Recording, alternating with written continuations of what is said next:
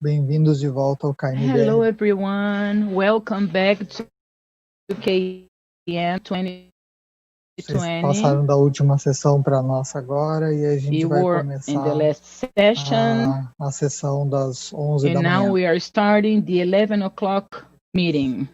I'm going to share my screen. O tema de hoje Today's topic is knowledge value in digital transformation in supply chain. First, I would like to thank our interpreters who are interpreting to English. I would like to thank Glossa team for inviting everyone, and also André Nakamura from Cargill, Márcio Silva, da Deloitte, and Juliano Gerdau. So a brief introduction from our speakers. Juliano is a digital IT leader in power supply chain at Gerdau. André Nakamura is the supply chain management at Cargill. And Márcio Silva is supply chain network operations director at Deloitte. The theme is how digital transformation has been affecting or contributing for transforming the supply chain department. And we are going to have three perspectives on the same topic. One is the technology one. The other one, this first one is about the individual who is working with the tools, and Juliano is going to talk about it. On the other side, we have the business perspective, which André Nakamura is going to talk about it with a close look with strategy and operation relationship. And last, Márcio Silva is going to talk about the service customer. And he's going to work these two sides, from the technology that's being implanted to the other end, which is the business one. So to keep our conversation on, I'm going to invite Juliano to talk about his history, about the digital transformation in supply chain, and what is the knowledge value in Gerdau. Okay, everyone, good morning. Thank you so much, Leandro, for inviting me. It's a pleasure to be here talking to these very experienced guys who are experts in this topic. I'm going to share my screen as well.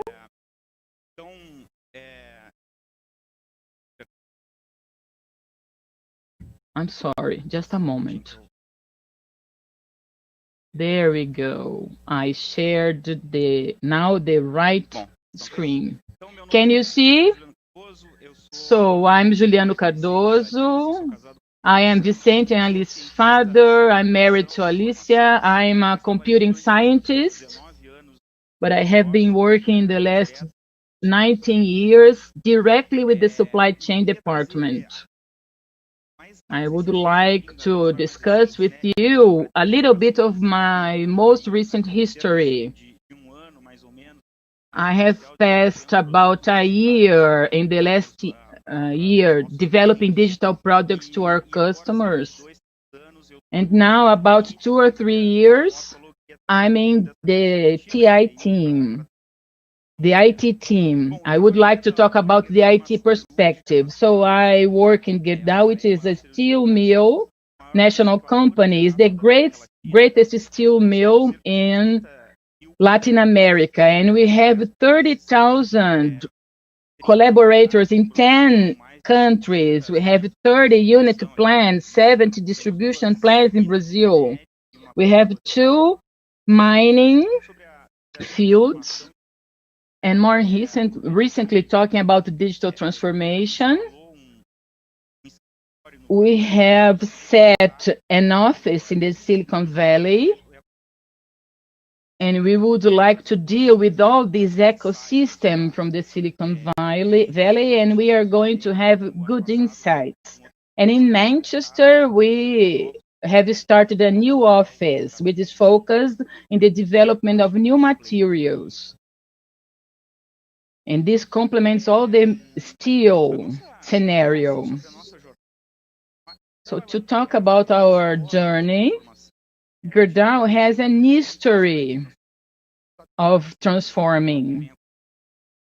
We are always focused on what's happening in the world, and it's on our DNA. We are talking about the current moment, and we have started this journey. We started it in 2012 when we started building this strategy of Gerdau Future. What's happening with the steel market? Which is our place on all of this? So these discussions, these arguments made us look outside the box. And then we had a big transformation inside our organization. And we have lots of incentives related to innovation. And this happened about 2012, 13, 14. We have launched our purpose to empower people, to make people autonomous responsibly. And then the teams got together in the operational and tactical basis to have more speed in the processes. And this is what was happening at that time. We saw that an agile mindset was very present, and we were inserted in this context. But the transformation, in fact, wasn't all bottom up or top down. It was a set of many things. And at the same time, the operational and tactical group started including themselves in the movement. And many people went to the Silicon Valley at the time because it was made sense at the time. And they understood this was the culture to be done. It made sense to what we were living back then. And we needed to get transformed. We needed to coordinate all parts of the business. In 16, we had Let's Viajar movement. And we had this agile movement very strong in the organization. And with this, we are in this moment we are now because we had the basis back then. In 18, we resolved digital was a growing strategy at then. So talking about supply chain specifically, we realized it is a supply chain plays a very important role in the company because one of the transformation bases is working with data. And talking about data, information in supply chain, all the operation information, they go through supply chain. So we have client, demand, quality production, people information. Supply chain concentrates a great amount of information. And based on this, we realized this was the leverage of the company transformation. We had to take care on the supply chain department. And when we defined 3 pillars in supply chain, first one is that data. It has to be data-oriented, data-driven. And the second one, we understood that some planning cycles couldn't be very static and long. So if we change things every other week, we should have a different dynamics. We could learn faster. And this is what we call service and operations agile SOP. And all our projects for quite some time now, all our initiatives, they want to capture value. We need to have return of our investment. And we do not have a project only to reduce working capital. And this is something classic in supply chain. This is going to affect the client service. Then we have to rediscuss this initiative when it happens. So we need to have a customer-centered approach in the supply chain department. So when this is set, we started our journey to knowledge. Then we had three very important topics. The first one, it was a research phase, a very intense research phase. We were at home researching everything, articles, learning sessions, workshops, many things. We did many things to understand this agile movement, these emerging technologies, and how they are set in the supply chain department. And second, alongside with the research level, we did lots of benchmarking. We have learned with many other companies in our segments, our industry, and many other industries, the service ones, for example, technology. And we needed to understand what was happening. And we took a look not only in the big companies that are transforming as Gerdau is, but the digital native ones also, to see how they are inserted in our processes. And last, we understood that this transformation wouldn't be done alone. We need support, we need mentorship, we need experienced professionals working with us. And we have always got in contact with our consulting team, our partners. So big consulting companies helped us work in our strategy. Our digital transformation is our company's strategy, one of them. And we are also working with startups that are approaching, that know our day-to-day routine. And this was very interesting. One of these consulting companies has helped us a lot in our transformation. And it was not coincidence that we chose the supply chain department to be our first squad. And we use this term squad because we need to have many types of profiles. The people that compose this team were super focused only on that task, 100% dedicated to this squad. And the first one was in the supply chain department, as I said.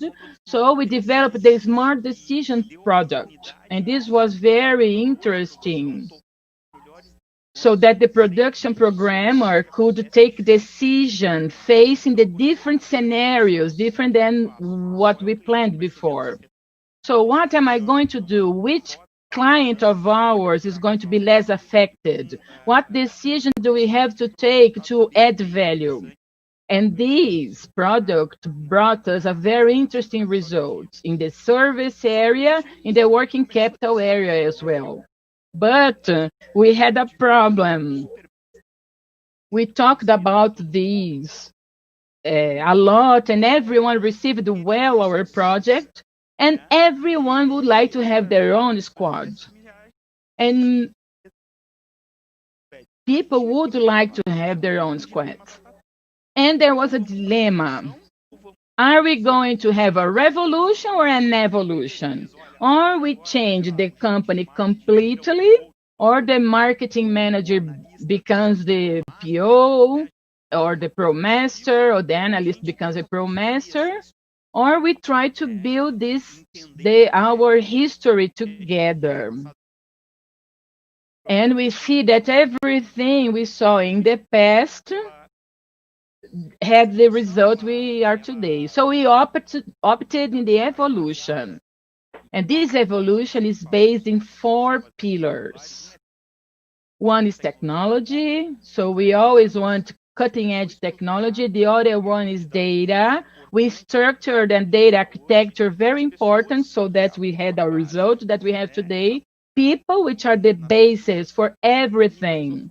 And new ways of working, which is the combination of processes review and all of this methodology, agile methodology, and this digital setting that we have been working on. And here, is the summary of our conversation. This slide would be the summary of everything.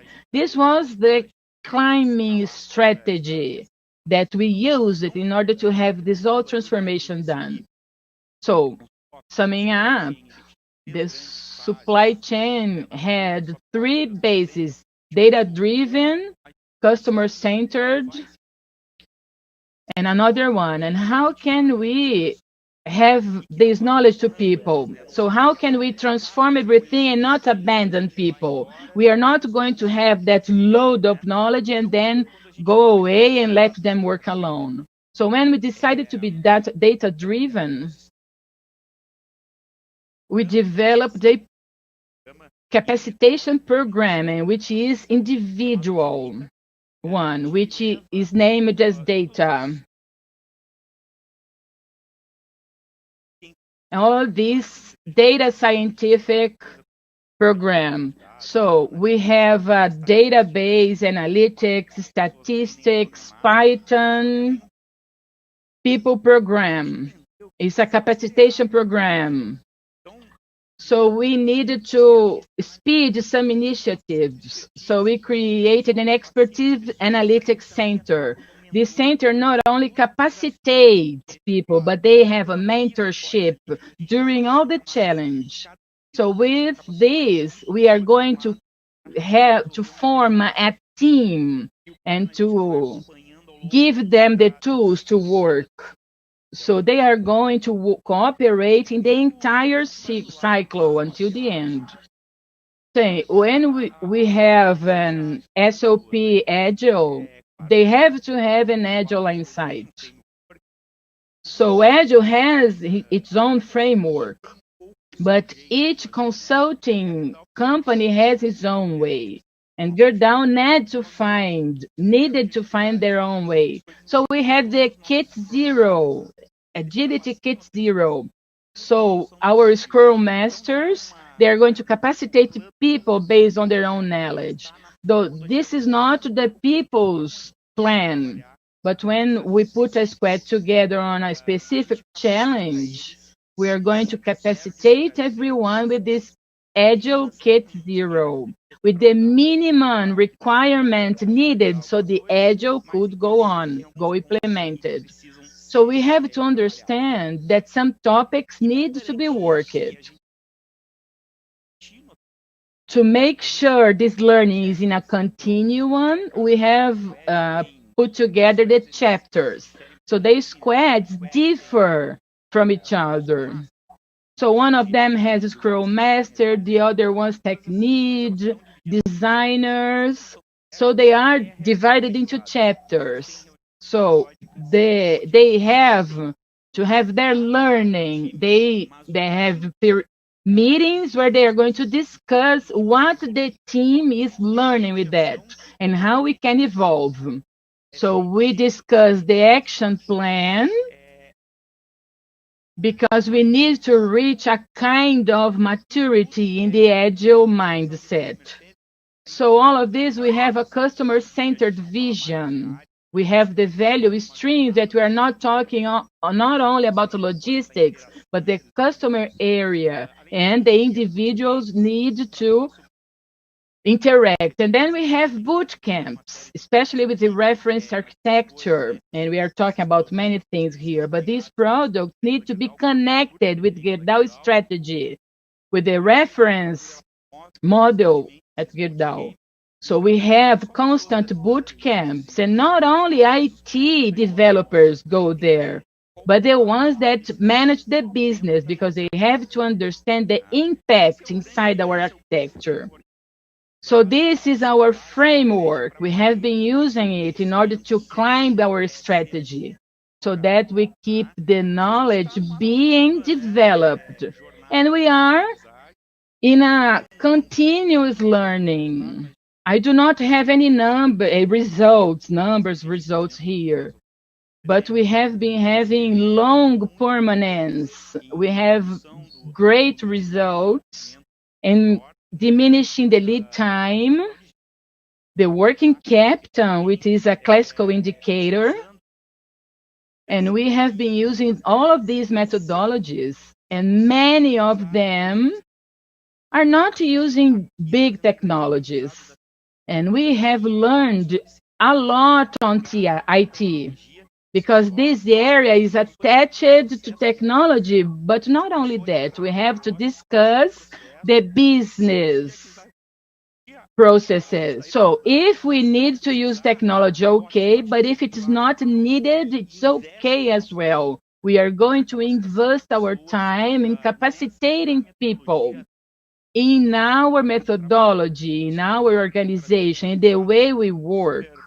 And this has achieving lots of results. This is it, my friends. Thank you so much. I am available to questions. This is my contact information, and we are open to anyone who would like to know a little bit of our history, and if we can learn as well, better. We are very happy to share our learning. Thank you very much, Juliano.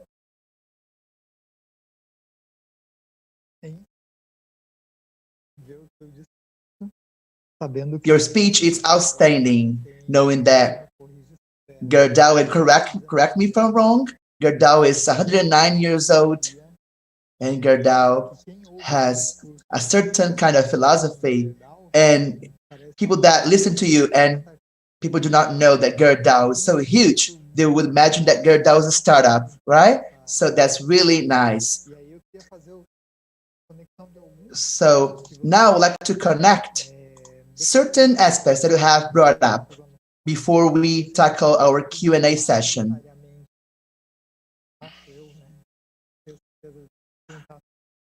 I'm not so sure the kind of people that are watching us, but I would say that most of the people that are watching us are KM professionals. So I'd like to comment on certain things and contextualize some aspects. So when you talk about the agile mindset, which is both top down and bottom up, and it has come up organically. So people that are too focused on the theory of KM, when Onaka mentioned that it was a middle up down approach. So it's something that happens inside the company in both ways, from the operation to the strategy. So now I'm going to make a very important comment concerning us. We are KM professionals, as KM professionals, is that you haven't mentioned the word knowledge management, but everything that you have mentioned is connected to KM, right? So you have mentioned people, have also mentioned technology, agile approach, have also mentioned learning and how to have a data-driven approach. So how we can make decisions based on not on your perspectives, but based on data. That's why it's called data-driven. So this has to be done really well in order to understand the relevance of data. So I'm really glad for listening to you, to your presentation. Can I just add something, Loss? So just complementing to what I have just said. What I found the most interesting aspect is where he mentioned about technology. So the thing that he least mentioned was technology. Yeah, so that's a turning point, right? Sure. It's really important, for sure.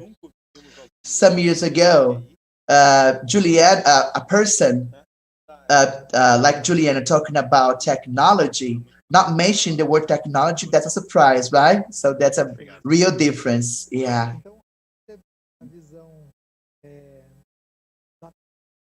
So we had the technological perspective, and the word technology was not mentioned. It was really good.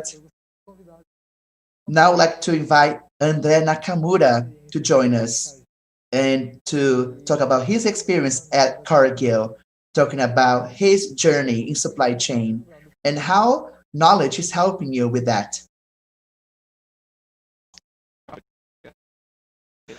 Leandro, thank you very much. Thank you very much for the invitation, for being part of this event.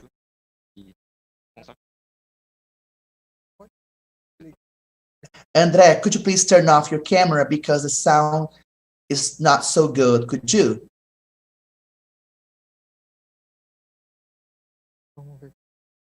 Let's see if it works better now. Let me just turn off the camera.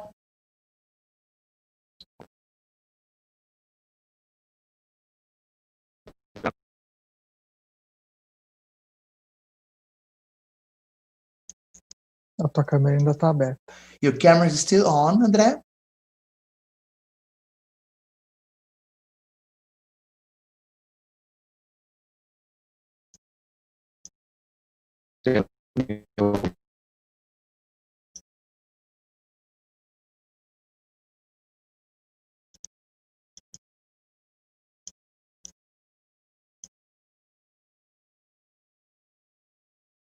Vamos lá, Leandro. E agora sim, podemos seguir. Is it better now? Yes, it is much better. Thank you. Your screen is blinking, but the sound got much better. Okay. So let's try. So thank you very much for the invitation, Leandro. It's an honor to be here at KM Brasil. It is a huge responsibility sharing our case, our Cargill case. So we have people that know a lot, Juliano and Marcio. And of course, they're going to present very interesting cases. Juliano's presentation was wonderful. I hope to present as well as him. I'm sorry. So I am André Nakamura. I am Isadora and Rafael's dad. They are 1 and 4 years old, respectively.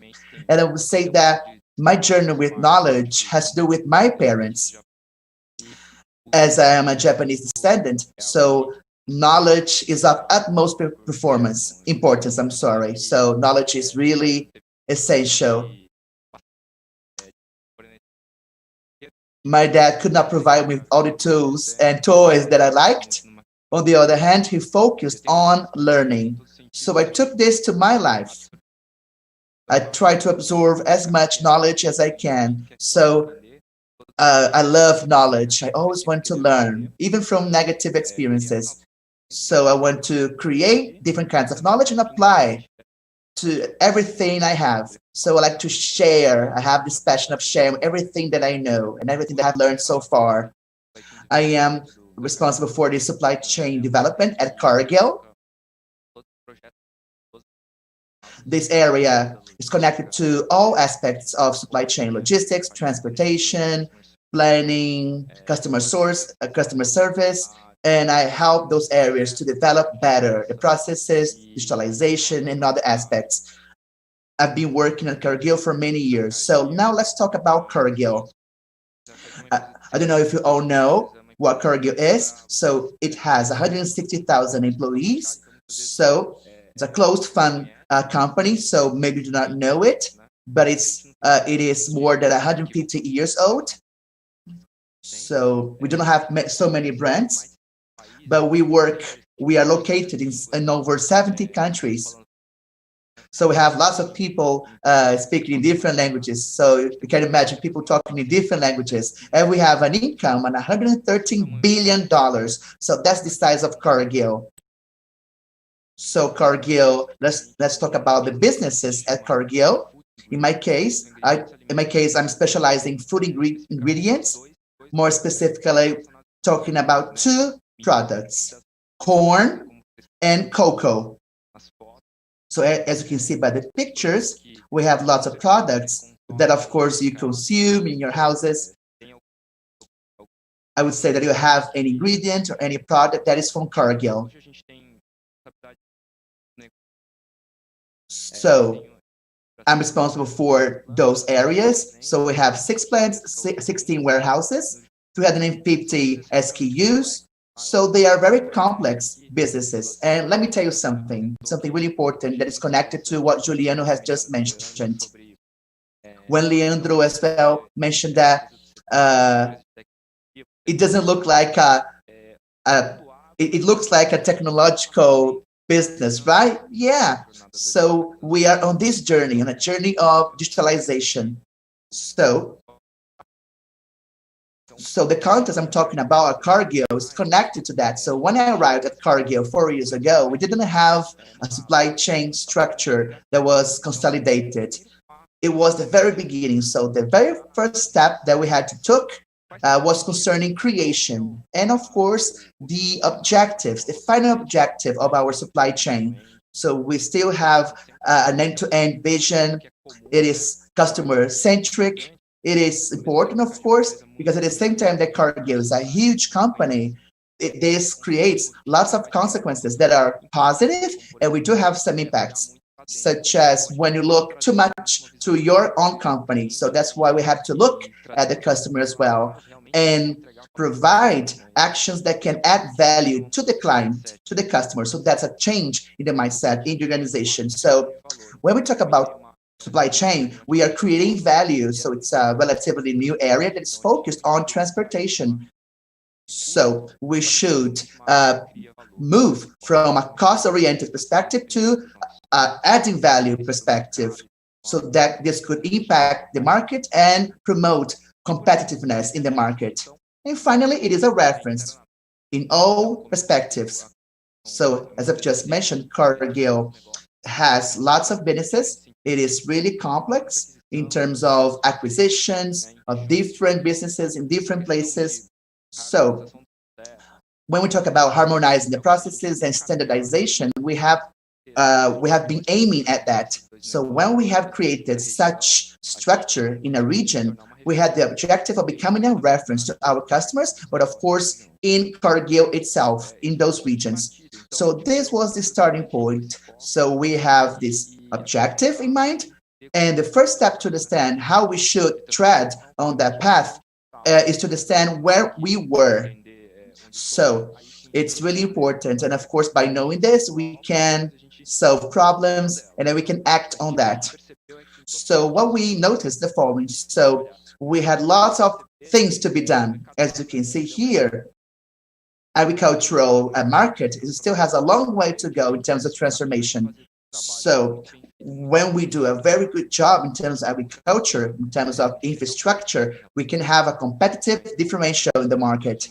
So if you look at the maturity level of the processes of technology, so we still had a long way to go.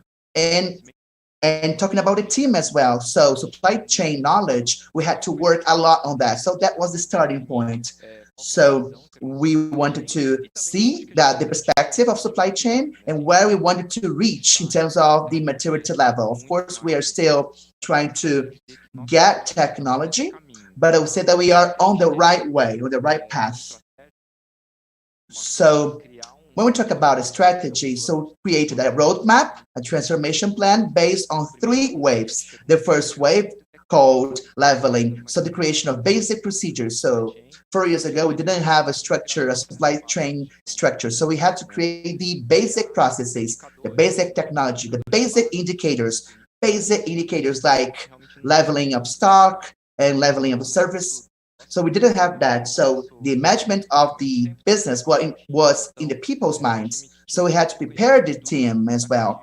That team knew a lot about agriculture in Cargill, but in terms of best practices in supply chain, they did not know lots of things about that. A second wave that I would say that most of our initiatives are focused on this second wave, which is called integration. So we are bringing more efficiency to our processes when it comes to implementing tools. And of course, we want to improve the chain as a whole. So we have our logistical area, and we have analyzed it in order to make it more efficient and to add more value to the business. And finally, reference practices. So when we talk about advanced technologies and practices that are more advanced in supply chain, we have been working on some complex issues. So we have it's really complex as the second level. So just for you to have an idea of the number, the figures we are talking about, it has 200 projects, and we have 20 working lines that are going to address different aspects, the different areas of supply chain as a whole. So when we talk about improvement of procedures, analytics, and other areas, and of course, the team development itself.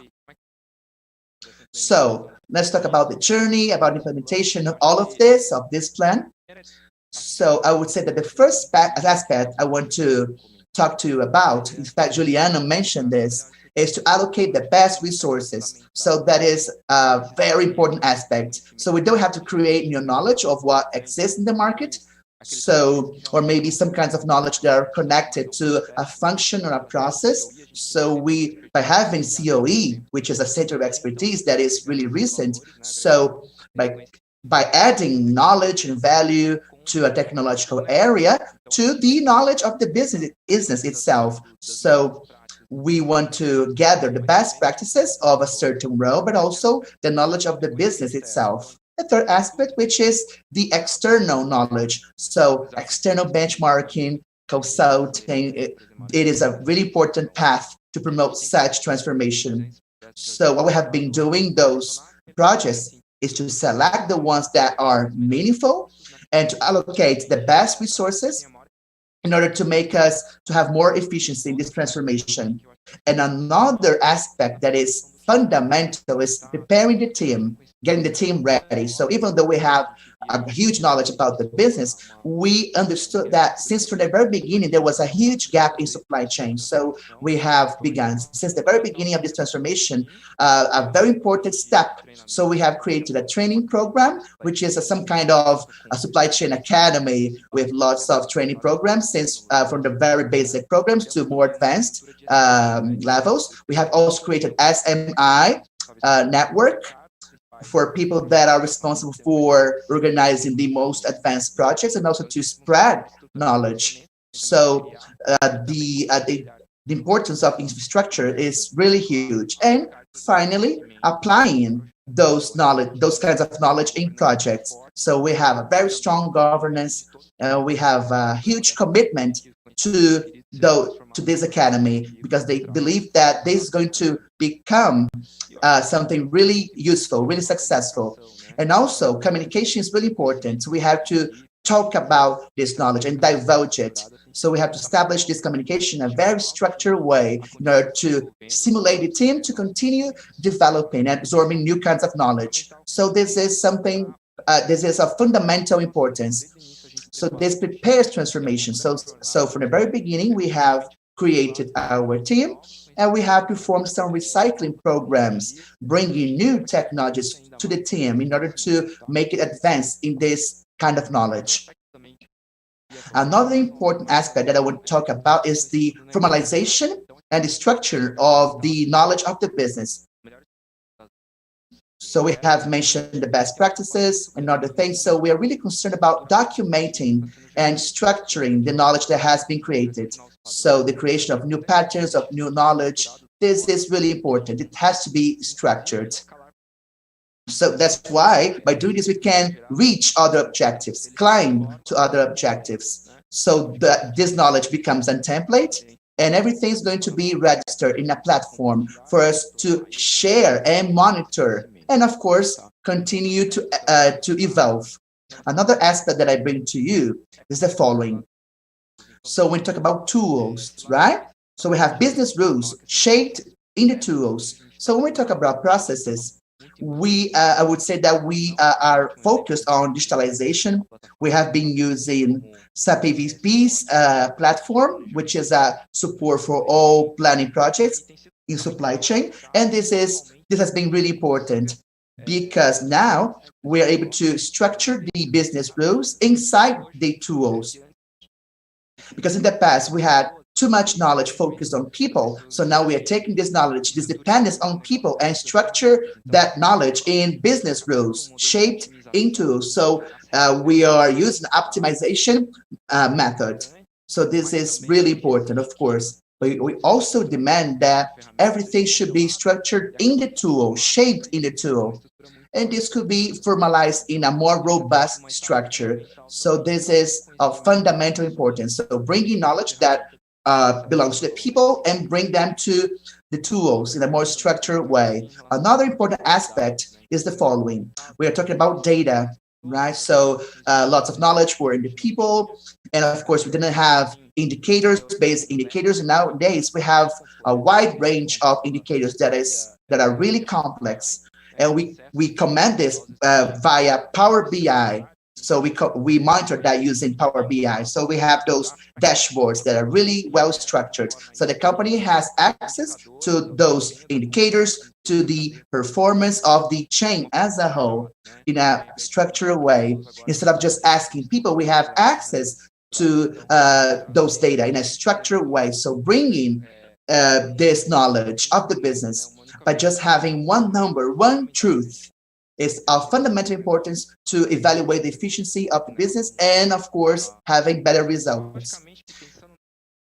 Okay, when we talk about digitalization, I would say that we have created a very clear plan. So what are the steps of digitalization? So we have a solution architecture that is really clear. So as you can see here, so we have used Excel at the beginning. So we have created some procedures, and we were bringing more robust technologies to make the technology last. And then this could bring lots of benefits. So we're really clear about the steps in terms of digitalization for us to reach a more efficient supply chain and bring more value to our clients, customers, and business. So there's another thing that I would like to talk about is not to perform isolated performances, but we have to be clear, have to know the final result by having the whole map of how the architecture of the process is working. And we should know, of course, the architecture of the organization of the tool itself. And finally, so we have some practical results. So we have seen this journey, and I hope that we still have the same result. So we had an incredible result. We had an increase of 30% of service level, which is a OTIF indicator. And at the same time, we have been having a reduction of 40% in the working capital. So I would say that we are being very efficient in terms of managing our assets. And we are delivering a huge success for the business and more specifically for the clients. And the customers know that. So the differential aspect in terms of benefits is being acknowledged and it's being considered by partners. Finally, I'd like to talk about being a protagonist. So in the past, supply chain was a cost area, but now it brings value. It creates value. It is of fundamental importance to the business. So as a takeaway, so I would like to highlight some learnings that we have been through.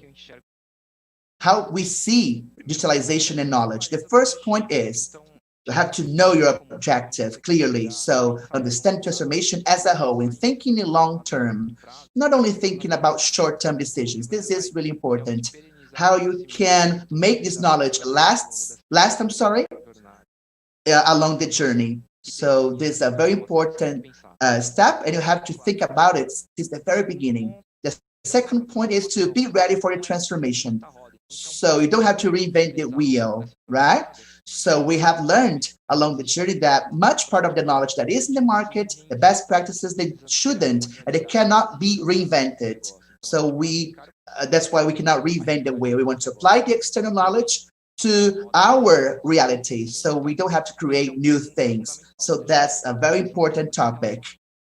And of course, this has to do with people themselves, how they're going to absorb that knowledge and bring efficiency to that journey of transformation. And I think Juliana mentioned this, like climbing the transformation. So we think that this is really important. We have been learning so many things. We have been making mistakes and fixing those mistakes. And we should share this with other people in other regions, in other businesses. And of course, this can bring efficiency in the transformation in other regions, in other businesses. So when we create knowledge and we structure it, the idea is to apply it to other businesses, not to reinvent the wheel, as I've just said. So it is really important. I really like this expression. So we come from continuous improving to continuous learning. So we know that the world is very complex, especially nowadays. The world is very volatile. So without a shadow of doubt, if you're able to apply that knowledge, this could be the differential in the market. So that's why we have to handle this in the organization, how to learn in a short time and of course a longer time, and not like be still. So continuous learning, something that we have been practicing along this journey. And of course, technology makes the structuring of the knowledge possible. So of course, technology can make knowledge to last. So that's why technology is really important. And the last point is you have to think about the sustainability of the business. So when we talk about the dependency on people, this is really risky, right? When we talk about sustainability of a business. So the moment you are able to create a structure and structure the technology, so that becomes a tool that can help you to evolve to the future and bring sustainability to the business. So that's why you have to think of the journey, a long run journey. So that's pretty much it. So thank you very much, Leandro, for inviting me. I'm open to questions. So here is my personal information. Thank you very much. Thank you, André. Very well. There are some topics that are worth it mentioning. Again, translating the supply chain, our daily supply for the KM world. Something called my attention in the beginning is when you talked about the indicators. Yesterday, when we talked about the SBGC reference model, we were talking about an facilitating environment, the KM practices, and they only make sense if KM has a facilitating environment. And KM only makes sense if it is helping the business. And there is a very serious problem in the KM area is how we work with the indicators in the KM department, because we are working with knowledge and also the business indicators. And this is something really good, really cool. Maybe we can count how many workshops and training sessions we have done, and how many business rules we are putting into practice now. And all of this doesn't make sense if your business is not efficient. This is something very nice. I loved the 3 elements that you talked in the beginning: training, focus on people, specialists, and the senior workers. And the knowledge application, the knowledge put into practice. It's worthless if we work with KM practices, corporative universities, capacitation plans, if this whole knowledge can be activated the way you are doing. This is very cool. And another very nice topic, it's talk about the difficulty you used to have and you may have now, and how to climb the new solutions. Because previously you were dependent in the business rules that were in people's awareness. So this shift direction from being extremely dependent for one particular person, and then even if you cannot capture the whole knowledge of a person, which is impossible, but if you can capture the organizational knowledge, which are very relevant, that you can map for the organization, this is very good. And then you can transform this knowledge into the business rules. And when you go to another unit, you are not going to reinvent the wheel, but if that person leaves your department or your unit, you are not going to lose that person's knowledge entirely. So, André, I'm very glad to everything you said. Okay, Leandro, let me comment something regarding this topic that you have just mentioned. They are very relevant.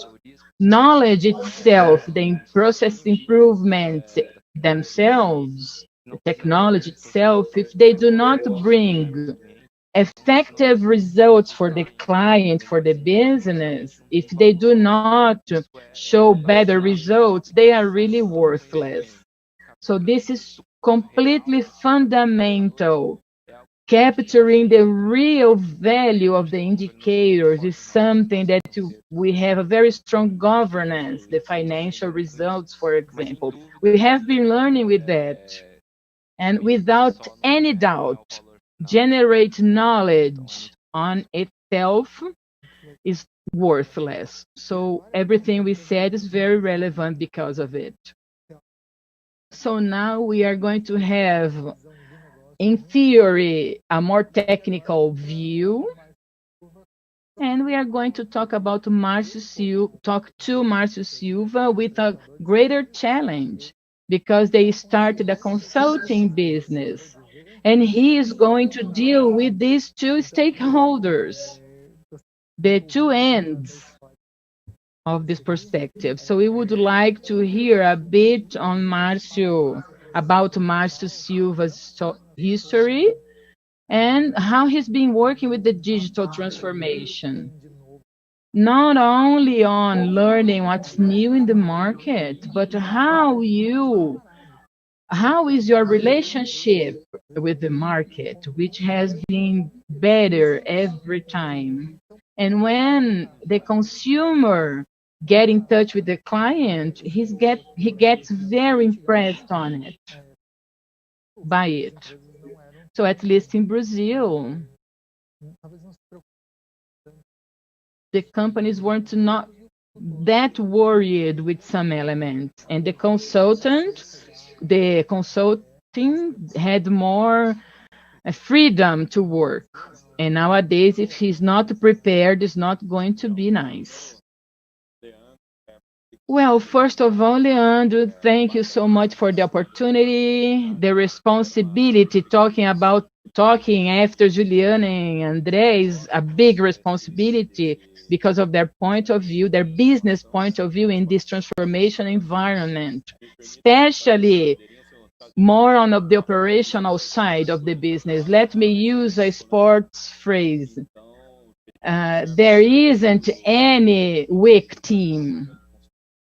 So I have some years in the consulting business, and I have been observing the knowledge level, the questioning and provoking level. It has been increasing a lot. And for transformation process result, this is fundamental. So we at Deloitte see this very well. We think this is important. In the beginning of the project, we see that our consulting experience is going to add value. We have lots of experience in a very well-developed methodology. And who knows the environment that we are working on is the client.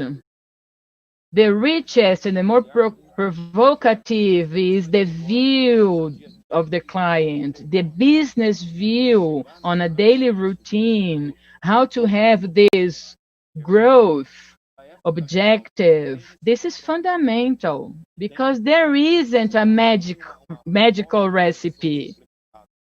Because there isn't a solution that is ready. We have to talk about the propositions, we have to have debates, and we at Deloitte, we see this crescent evolution that the client has been going through. This is super good. Well. So, what have I prepared? First of all, I'm going to do some explanations. How are we dealing with transformation and knowledge management? So after people, KM is our main asset. What do we sell? Services. We are going to translate new models of business. And there are two slides that I'm going to deal with that. I'm going to talk about who we are, and I'm going to do it to show the complexity, how we manage knowledge in our homes, and how we are structuring that in the supply chain department, and how we are managing knowledge to do so. Sorry. So now we have the largest company in the world in this area. We have many professionals in more than 150 countries. In Brazil, we have 12 offices with more than 100,000 professionals. And let's see our structure. These 700 people, they are divided in teams. So we have audit, tribute consulting, business consulting, risk advisory, financial advisory, home office solutions teams. And the industry side, we have consumer products, energy, financial services, banks, public services and government, life science and healthcare, IT, and localized sectors around the globe. So each company has a particularity and different services. For example, to talk about footprint, a company's footprint in the next 4 years, who is going to be with me other than supply chain team? Who else is going to work with me in order to do so? So the business consulting, I will have the IT team, the tributary consulting team, which is very important here in Brazil because of our tributary reform scenario. So all the premises that we use in a reform government that we are on, so we are going through a tributary reform. Maybe this model is not the best one because we are always thinking 4 years ahead. So we have to add competencies to sum everyone's competencies, sorry.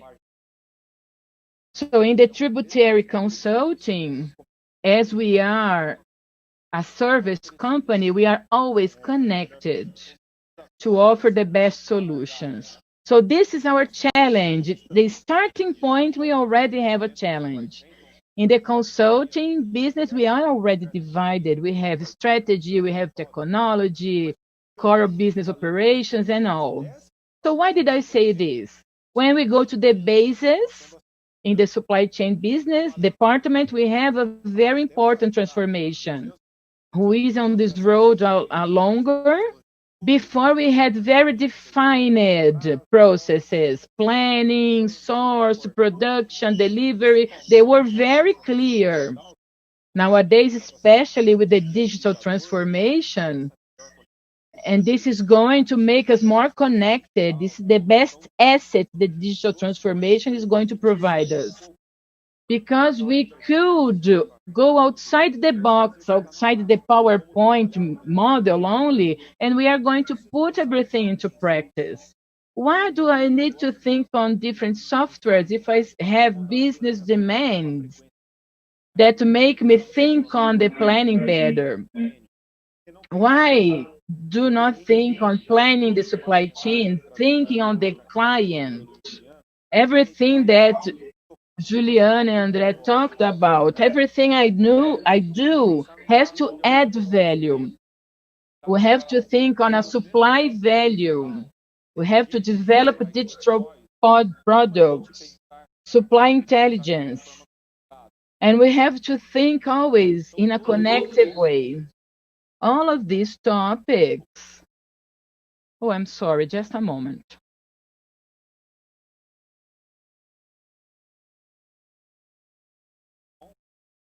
All these topics we have to think on all of them in a connective way. Our thinking is not linear anymore. It has to be synchronized. I am going to think on something that's happening now, 4 months from now. I have to capture any client change and project tendencies for the future. I also have an intelligent business that can reprogram, adjust, and we have to think on the suppliers and also in a dynamic supply models. It can't be static. It has to change all the time. So how can we do all of this at the same time? This is our greatest challenge. And we understood that to work all of these, we need more knowledge. I need to know about knowledge. I need to know about supply chain, which is the basis. I need to have a market and business view, commercial strategy. I need to have a view on production, product development, and also societary development, tributary sector, and then I can offer these new models. And talking a little more about it, data management, we have an increasing flow of information. And how can I translate it to have a fast response from the client? As André said, everything we do at the end of the day, I have to better my margin, to better my need of working capital. So how can I translate this data universe, the information that are useful to the decision-making process? So transparency is the basis of everything. Project Real Life. I was on a project that I had lots of claims. It was an agricultural business. And they had to sell fruit, in natura fruit. And there were the plantations in Central America. They planted and exported to the US and Europe. And it was 40 to 60% production and outsourcing production. And when it was in Europe and the US, there was a quality problem. And who was the one to blame? The producer, the one that transported, the shipped, the one that was working in the port, the one that transported, the warehouse. So the warehouse here in Brazil, the warehouse in the exporting country. So with this model, we had to understand and avoid this problem from happening again. And then they have to see the responsible one so that could learn and not do it again. And then deal with the problem in an adequate manner, because this was a sensitive matter. So if I have lots of sensors in the containers, I can map technology. If I track, I can know where the product is in the farm, in transit, in the port, or in the country. If I connect all this information with the smart contract, once the problem is identified, if I can't react, I'm going to see my contract and see what is going to be the liability in the contract, and then I solve the problem in the beginning. So this technology facilitation has to be addressed in order to avoid a business problem and not the other way around. So this is how we have to look at it. Going a little bit further, there is the approach. Not technology is going to facilitate. So what is the strategic view we have to have? Am I going to have a B2B work? Do I want to go to new markets? What strategy are we going to use in order to make it viable? Am I going to concentrate or to broaden our scope?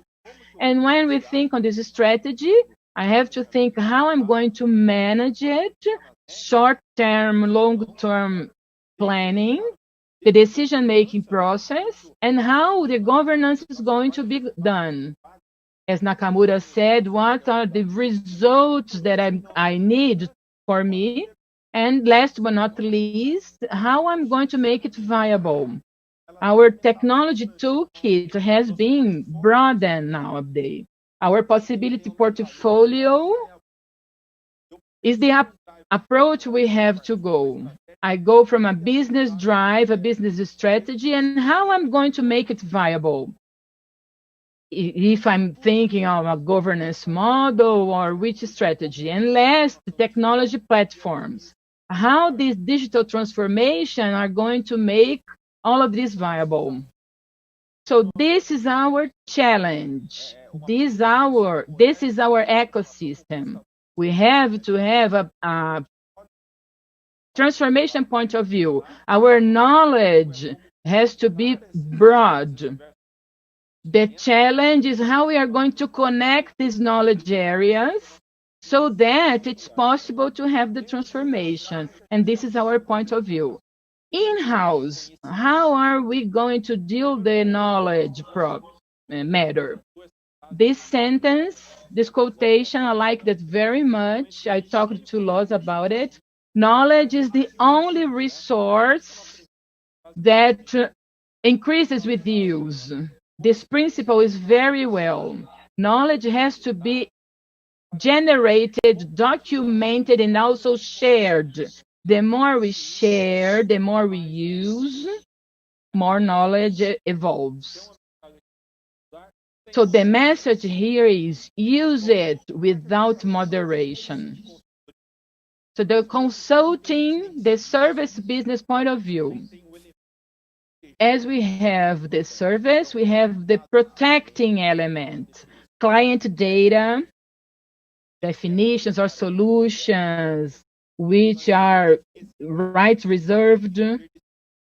And we have to live on this limit. We have to organize, share, talk, disseminate with our teams, have this as best practice in our project, but at the same time, we cannot forget to protect this knowledge. Because if I develop this especially for one client, this intellectual property is that client. So we cannot forget this line, this thin line. So we have to be very responsible on it. So talking about innovation and creation, how are we going to generate knowledge? And once this knowledge is generated, how am I going to deal with it? How is it going to be disseminated, organized, and all? So we have to codify it so that it can be recovered. We in the consulting business, we have always thinking what we can do. So, okay, talk to that ex-consulting. He or she knows about it. So how can we extract this knowledge from tacit to explicit? How can we retain this knowledge?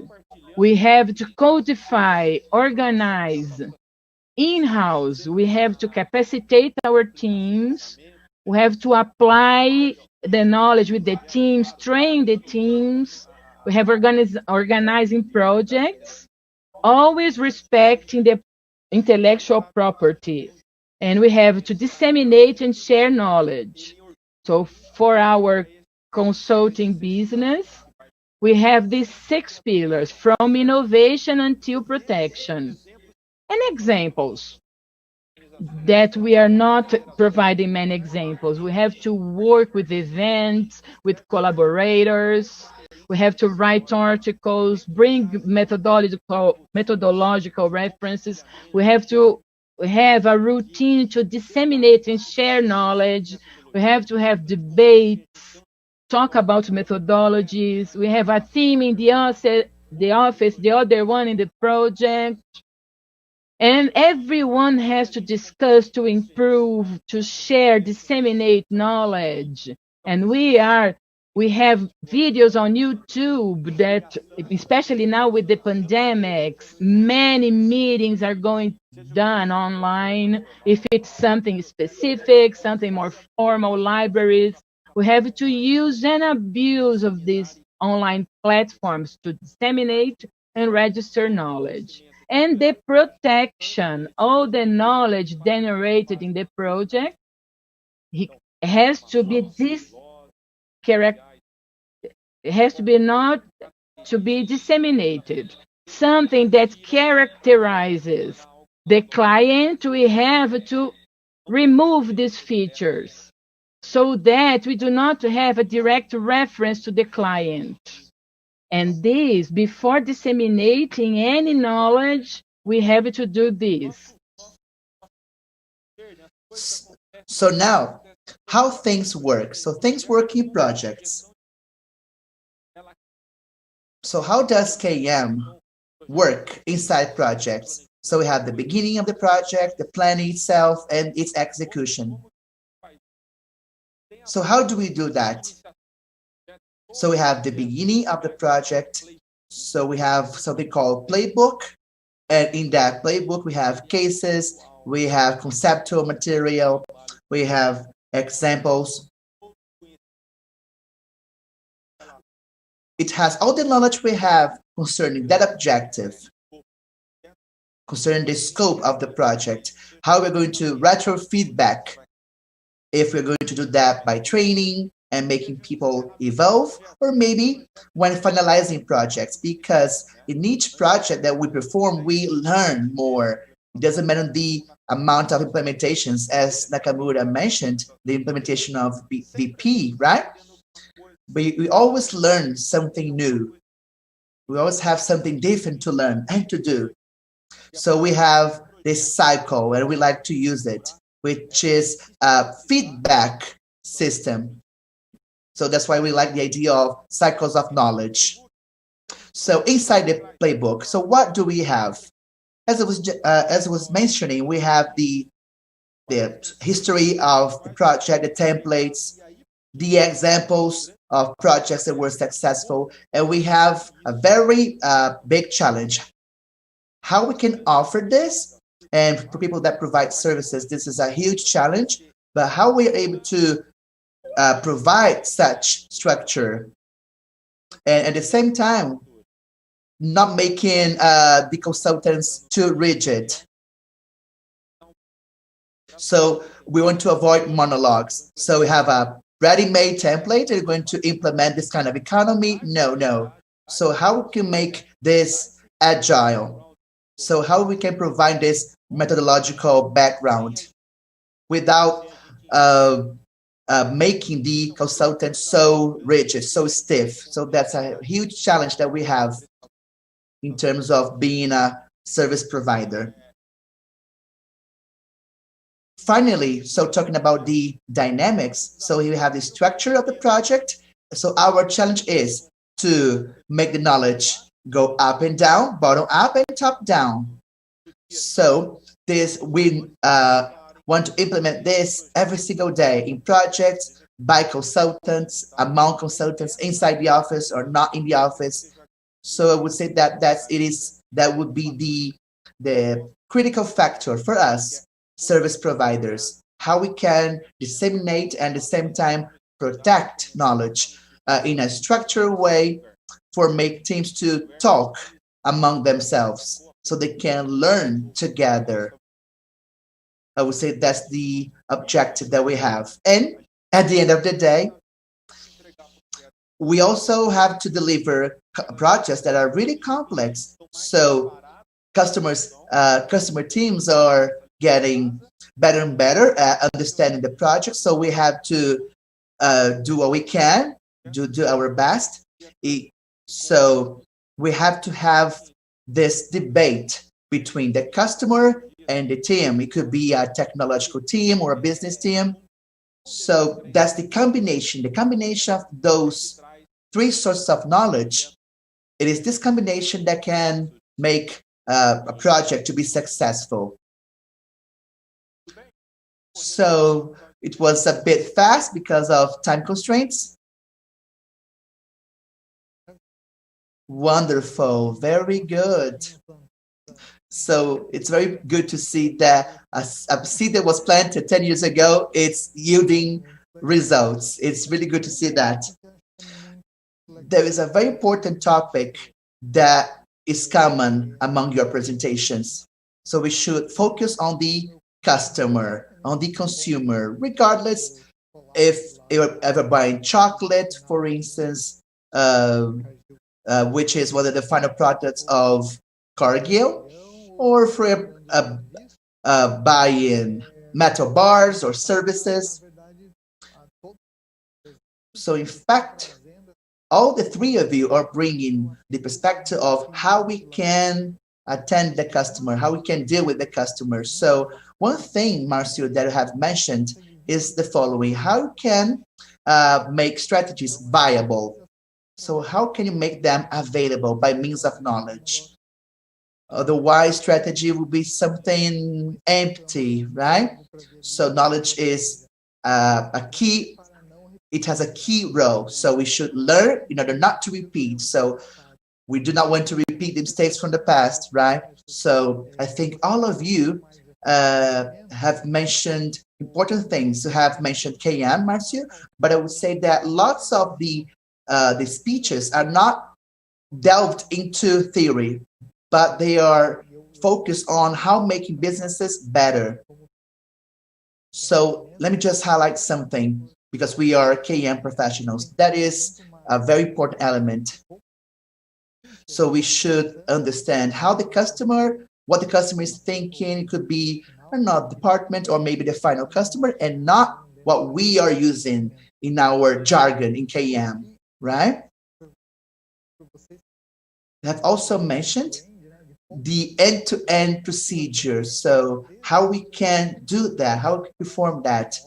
So since from the very beginning, the purchase order, in the beginning of the work, to the final delivery of the product. So that journey, that whole journey has to be smooth as possible for the final customer. And the final comment that I would like to make is when you talk about agreement, I'm sorry. And now I'm doing a mea culpa. Let me just share my personal opinion. I'm not saying on behalf of any organization, but let me say something. In my opinion, KM professionals, they're not analyzing data and looking at data carefully. Of course, this doesn't mean that KM is going to turn into IT. Far from that, of course. My point is that KM, of course, can be more effective if we start looking more precisely at data in the companies themselves, right? So that's a very important point that we'd like to discuss. We do have a question. Marcio, yes? You want to say something? Yeah. Let me just make a comment on something. I totally agree with what you have mentioned. My perspective, let me tell you what I think. So I think KM is really important, of course. Let me just say something. We have been discussing something really important, things that have been, that are against old models, such as Fordism, the Ford model. So when we segment knowledge, so you learn physics and math and biology, and then by having the Ford perspective, so you have production, you have suppliers and logistics all separated. So when you say logistics, it's transportation, right? But in fact, in order to make strategy viable, you have to break those barriers, those frontiers. And why am I saying this? When we talk about data-driven, so when we look at data and understand those data using that model, we're going to reach wrong conclusions. And why is that? Because data do not respect that barrier, that frontier. They are highly correlated. We have to look horizontally, not vertically. And today's topic was really interesting because all of us, even though were not explicit, but our perspectives were horizontal, starting from IT, right, Juliano? So it was really nice. It was horizontal, homogeneous. So I think that KM is fundamental in this part, in this aspect. I have a question, and this question, let me just check here. This question is addressed to Gerdau, but I think it applies to everyone here. Let me check. I think we do have 10 minutes more. So if you could just make some brief comments. I know it's not that easy. It is a complex, it's a good question by Marcio Benedito. Marcio wants to know, how Gerdau and other companies, how was Gerdau able to handle with this impact in organizations, especially when you break down frontiers, when you create squads, solution of problems, creating leadership roles by using the agile methodology, especially when we take into account the mobility of people in terms of functions, in terms of roles. So this has to do with something that Marcio has just mentioned. So data do not respect the department, right? It's cross barriers. So how did you work with that? What is the name of the person that asked the question? Marcio. Okay. Hello, Marcio. That's a wonderful question. We could talk about this question for 2 or 3 hours. That's the main challenge we have. So when we start to make information available to everyone and knowledge to everyone, we create silos, we create frontiers. It's an organic process. It happens. It just happens. So people that are not ready for that, they would not fit in this process, right? So that's why I was saying at the beginning of our lecture, we call this digital transformation, because the word digital means a lot, conveys lots of meaning. And when we were talking about this 2, 3 years ago, that was the impact. So people wanted to become digital. So we're going to perform a transformation. So we're going to become digital. Yeah, I'm into it. But we have noticed that digital is a symbol for that. But we have understood this as a cultural transformation. And of course, my focus is on supply chain, which is a very specific thing. But of course, we have people in the corporate areas that take care of this. So IT walks hand to hand with methodology. But when we talk about dedication in the business, when we talk about that, it comes with a different kind of support. So we like to talk to those people, with the support people. We have to understand that we have to break silos, to break frontiers. So let me just give you an example of what I'm talking about. 2 weeks ago, we have launched a program called Realizar. Because of the pandemic, of course, we understood that it was important to create a program to reach a certain level that we want to. So what we have done, we have created squads, and we have removed people from their roles, from their operations. So we have some directors of certain units that left their roles, and now they're acting as POs. And they are doing that, dealing with financial issues. They're dealing with commercial issues as well. So they are permeating their whole organization. And when they go back to their roles, they're going to have a different perspective for sure. So it's not going to be the old vision. So that's just an example that I want to talk to you about. Marcelo, do you want to say something? No, André? Yes, please. I would like to make 2 comments. Desculpem aí pela câmera fechada. I'm sorry for the camera, but let me talk to you about 2 things in Cargill. Primeiro aspecto, assim, a gente The sempre first fala thing is, so we talk about buying in and having sponsorship and leadership. That's a cliche, right? But inside our supply chain transformation, I would say that we were sponsored by the leaders when it comes to like not acting on a financial business service, which will require lots of investment, lots of effort. And this, of course, is always connected to a business case. So how much payback and royalties going to have? So we were not willing to get that because we were thinking about the future of the company to be different in the market. So being supported by the leadership team is not so simple. So one thing is the theoretical aspect, another thing is the practical term.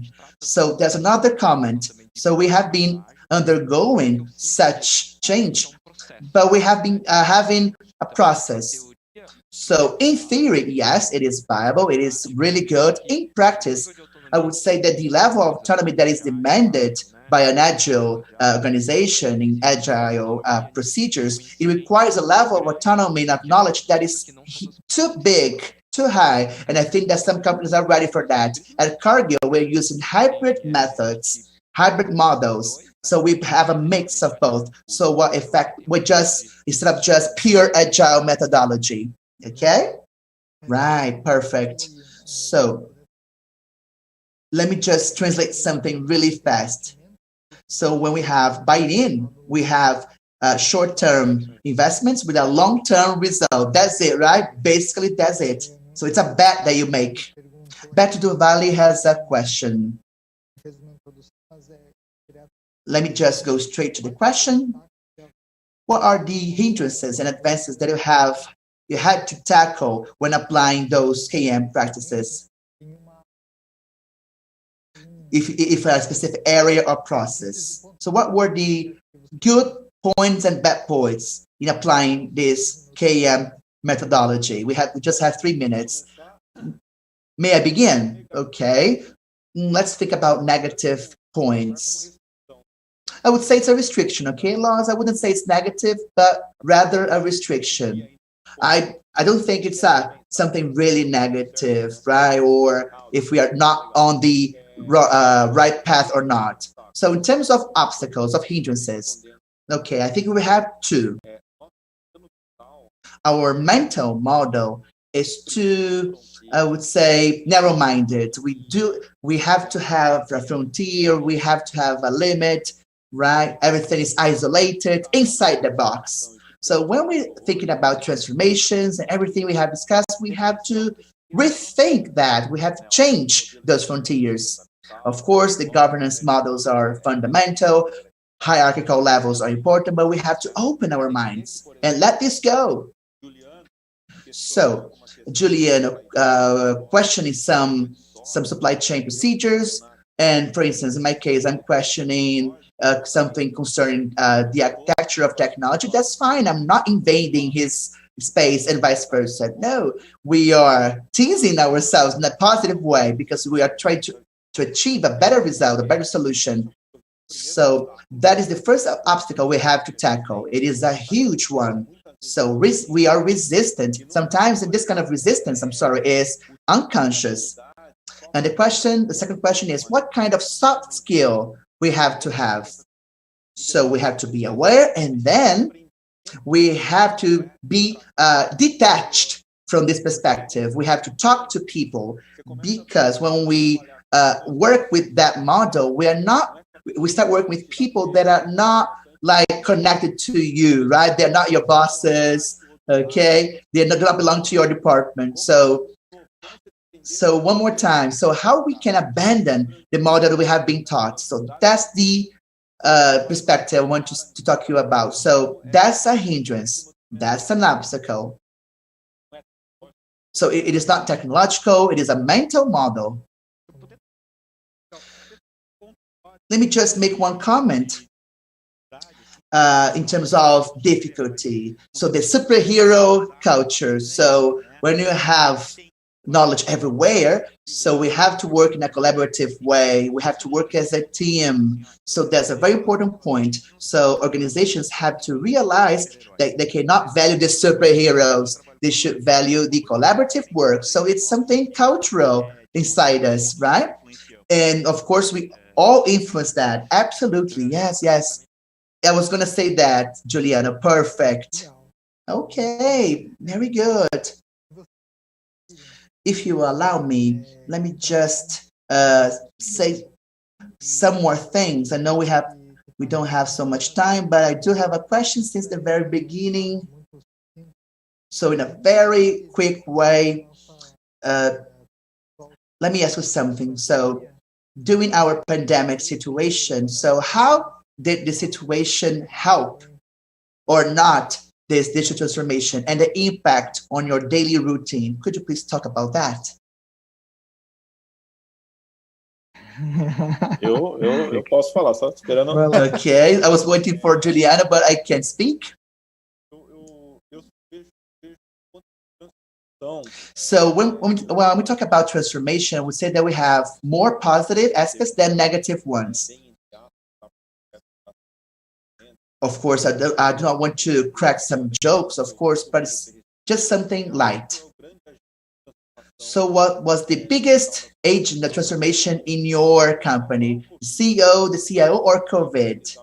So I want to mitigate the impact of this joke, right? In fact, deep down, what people are doing is anticipating ideas, projects, plans that were planned for 5, 6 years in the future. So I want to implement this, I want to aggregate a service, I want to add this or that. But there was some resistance, to the process. So the pandemic happened and people had to rethink their businesses because they had to survive, of course. And I would say that lots of projects, they had to be made concrete. Lots of cases that had to be materialized. So we have other shops that were developed. So things that were discussed theoretically, right?